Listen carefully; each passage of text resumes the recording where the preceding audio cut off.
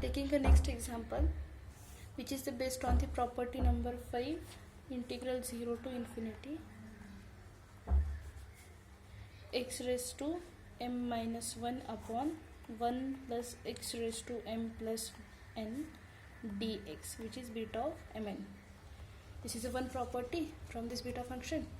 Now we solve this example by using this property. Okay, so let's check solution.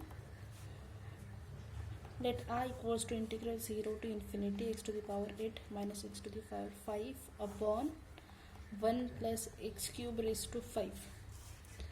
Now see, problematic term is x cube, so I put x cube equals to t, so x becomes what? T raised to 1 by 3. Okay, how it becomes? See, x cube, now I take cube root of x, so x cube upon cube root of x becomes x, and here cube root of t, so it is 1 by 3. Don't forget it. Now taking derivative, dx equals to what?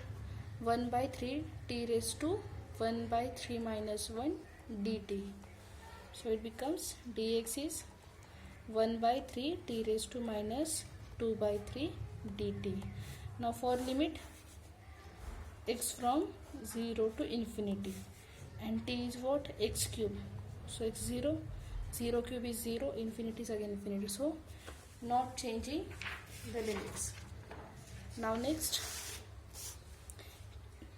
I becomes what? Integral 0 to infinity x to the power 8. So here x is what? T raised to 1 by 3, so t raised to 1 by 3 raised to power 8 minus x to the power 5. X is what? T raised to 1 by 3 raised to 5 upon 1 plus x cube is t raised to 5 into dx. So dx becomes 1 by 3 t raised to minus 2 by 3 dt. Now constant term taking outside, so I equals to 1 by 3 times integral 0 to infinity t raised to minus 2 by 3 times t raised to, it becomes what? 8 by 3, and here minus t raised to 5 by 3, and this is taking here upon 1 plus t raised to 5 dt.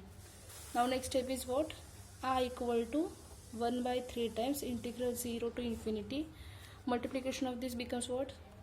T raised to 8 by 3 minus 2 by 3 minus times t raised to 5 by 3 minus 2 by 3. See, base is same, so we add the coefficients upon 1 plus t raised to 5 dt.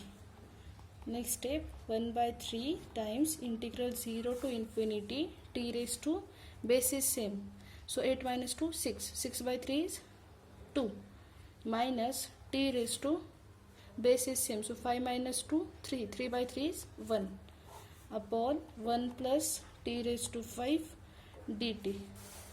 Now I separate these integrals, so I is what? 1 by 3 times integral 0 to infinity t square upon 1 plus t raised to 5 minus, dt, integral 0 to infinity t raised to 1 plus t raised to 5 dt. Okay, now the property is what? Beta of mn can be written as what? By property number 5, integral 0 to infinity x to the power m minus 1 upon 1 plus x to the power m plus n dx. Okay, so after comparison with it, the property, right? Now after comparison this with that, 2 can be written as what? 3 minus 1. So I equals to 1 by 3 times integral t square can be written as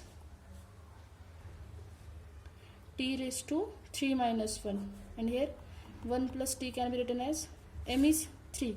With comparison this integral with that, so m becomes, m minus 1 becomes 2, so m becomes 3.